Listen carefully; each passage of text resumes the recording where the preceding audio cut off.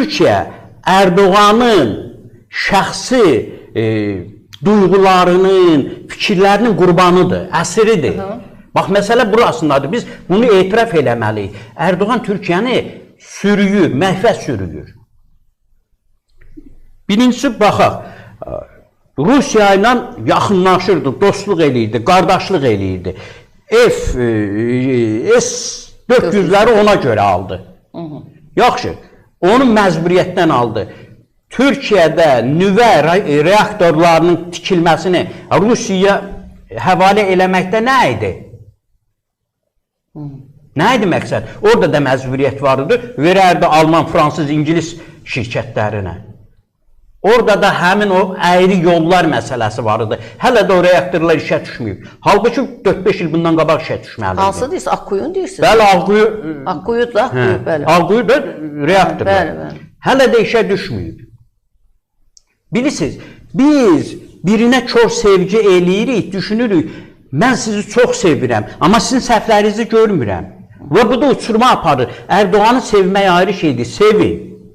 Amma bunun səhvlərini də görün. Sizə Erdoğan sevgisindən çox Türkiyə sevgisi lazımdır. Çünki Erdoğan özü də deyir, mən faniyəm. Sonra Erdoğan öləndə sən də ölədirsən ya yox, ölməyədsən. Onda nətər sevirsən Erdoğan'ı? Bizə Türkiyə lazımdır. Erdoğan yox.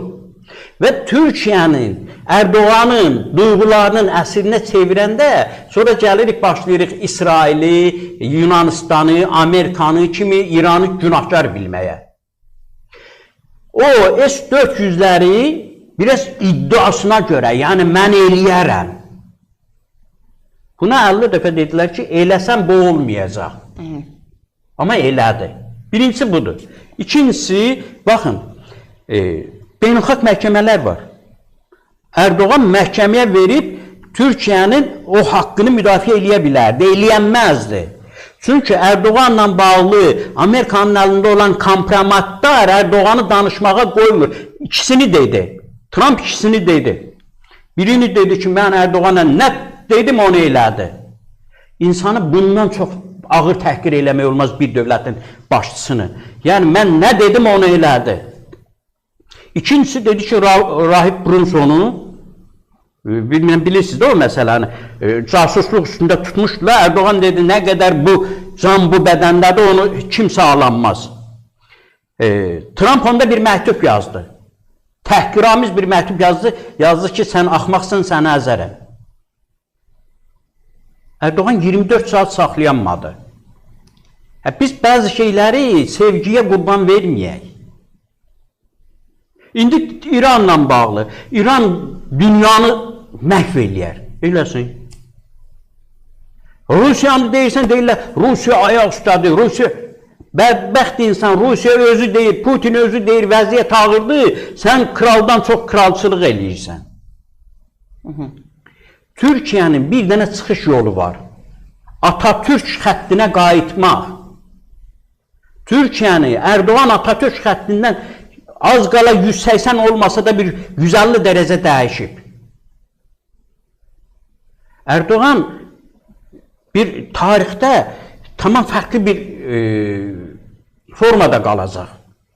Bugün Erdoğan hakimiyyətdən getmək istəmir. Niyə? Çünki gedən kimin bir şeylər var deyə baş nazirləri edam elədilər. 60 neçənci ildə adı yadımdan çıxdı. Menderes. Menderes. Adına Menderes. Edam olmasa da çox ağır ittihamlar olacaq ortada. Bugün dünya Erdoğan'ın ayağına gəlirsə, Allah çox bədgüman danışmayın. Erdoğan'la bağlı. Baxın, Trump gəlir. Trump deyir, mən Erdoğan'a görə gəldim. Elə deyir da. Ben nə dedim? Dedim, elə demir. Deyir, mən Erdoğan'a görə gəldim. Erdoğan yaxşı olandı. Mən nə deyirəm, o eləyir. Sözə baxandı da, yəni. Sözə baxan olsun da, böyük güclərin qabağında. Xeyr. Valla dövlət başçısı da necə olur? Siz Xeyr, dövlət başçısı dövlətin maraqlarına xidmət eləyər. Trump'ın maraqlarına, əlinin və əlinin maraqlarına deyil. Trump'ın maraqlarına xidmət eləməyəndə... Onda Türkiyənin maraqlarına xidmət eləmirsən. Bitdi. Məncə, siz baxın, biraz Erdoğan'a şəxsi... Mənim Erdoğan dərdim zadım yoxdur. Biraz görünür ki, var. Allah and olsun yoxdur. Bax, Quranın adı haqqı, bax, ölənlərimin qəbri haqqı yoxdur. Mən sadəcə Türkiyə dərdim var, mənim Azərbaycan dərdim var. Mənim partiyam yoxdur ki, deyəsən Azərbaycanda hakimiyyətə gəlmək istəyir. Mən bu İlham Əliyevdən vəzifə istəmirəm, mənim Azərbaycan dərdim var. Mənim Türkiyə dərdim var, mənim Özbəkistan dərdim var. Mənim başqa dərdim yoxdur. Bugün Azərbaycan olmasa Turanı quramayacaqlar. Bugün Türkiyənin dağılması Türklüyü bir 100 il, 150 il geri atacaq. Allah eləməsin Türkiyə dağılsın, heç onun əlamətləri yoxdur. O prosesə gedirik. Getmərik. Yox, gedirik. Amma Erdoğan bir dünya liderlərinə revolver verdi. Onun mənası nə idi sizcə? Starmerdə götürmədi, dedi ki, mənim qanunlarımla yasaqdır.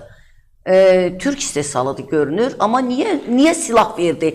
Yəni doğrudan mı bu dünyanın belə deyək müharibəyə çalxalandığı bir vaxtda yəni revolverin verilməsi nə anlama gəldi? Siyasətdə heç biri təsadüf deyil. Yəni onun sətraltı mesajı nə ola bilər sizcə? Təsadüf silah nədir?